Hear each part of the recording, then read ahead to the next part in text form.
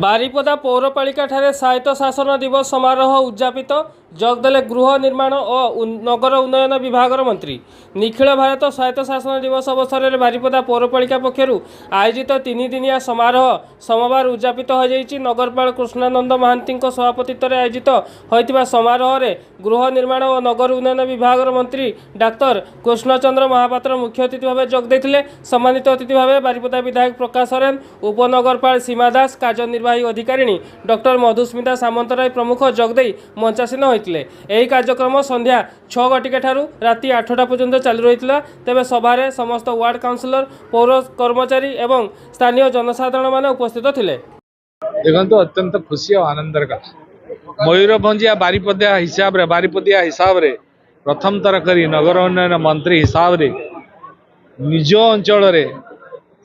अंचल रे आउ बारिपदा सहर रे ए उत्सव को आनंदर सहित आम ग्रहण करिछु एवं बहुत खुशीर कथा आमे मध्य ए कथा को आज एठी हमर माननीय विधायक मध्य अछंती। आमे दुई भाई मिसिकी चेयरमैन भी अछंती।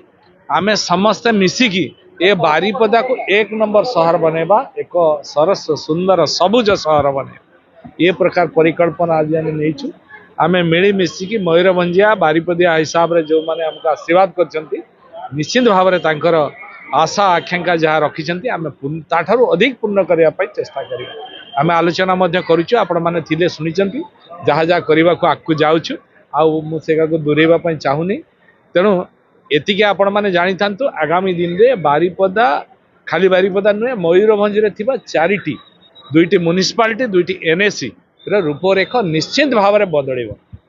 ड्रेनेज ठारू सरेज ठारू जहाँ कथा रही जो पुष्करणी रही सौंदर्यीकरण कथा अच्छी बेंडिंग जोन कथा अच्छी जहाँ जहाँ कथा म्युनिसिपालिटी गेट रे एक स्वाभिमान कथा अच्छी अस्मितार कथा अच्छी ये सबू कथा को आम गुरुत्वर सहित करवा। मुझे कही जे आमको अर्थर बाधक हम ना।